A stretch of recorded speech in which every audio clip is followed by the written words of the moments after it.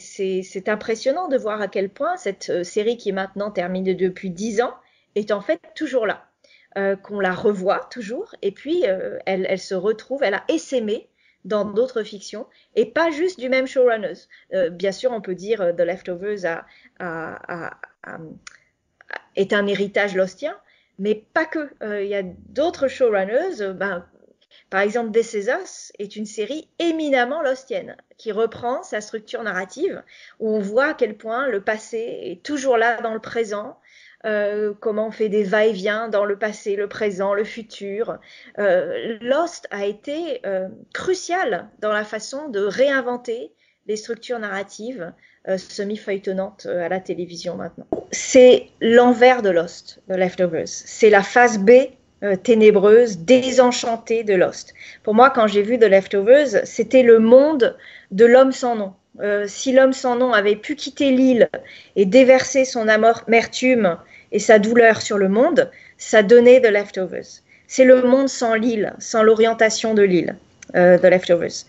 Et ça a été vraiment cette impression, je l'ai eue, Pacôme l'a eue, et beaucoup de gens l'ont eu en regardant The Leftovers. C'est une série qui fait pleurer de souffrance, de douleur. Dès qu'on la voit, il y a très peu de lumière, il y a très peu d'espoir dans The Leftovers. Il n'y a pas la transcendance qu'on peut trouver dans Lost. Il y en a très peu.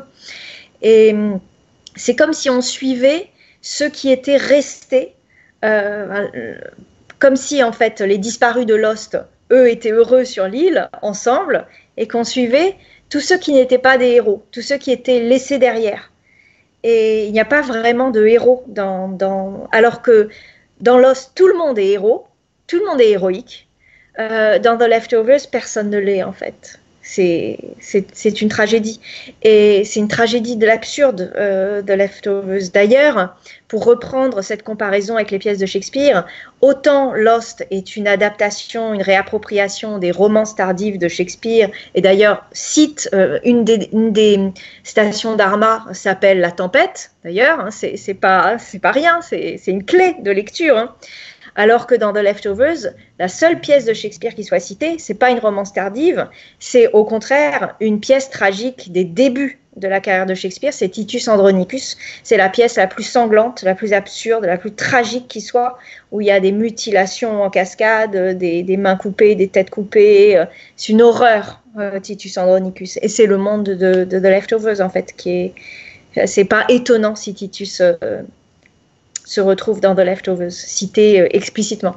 Autant j'ai aimé The Leftovers, autant j'ai beaucoup aimé The Leftovers, autant je ne suis pas sûre que je la reverrai.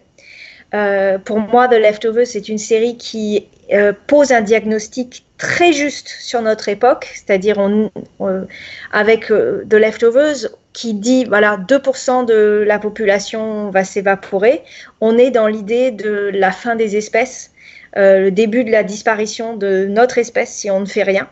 Donc c'est une série pour moi sur l'anthropocène et sur notre déni de la disparition du vivant. Alors que Lost, en fait, nous donne les clés pour combattre. Pour combattre, c'est-à-dire la phrase, la devise de Lost, hein, Live together, die alone, c'est une phrase clé que on devrait s'emparer de cette phrase en permanence, c'est-à-dire soit qu'on continue à être dans l'individualisme et à ne pas se préoccuper de son prochain et du lieu de vie qui nous accueille, l'île à protéger, en gros, hein, soit on mourra, voilà. Live together or die alone.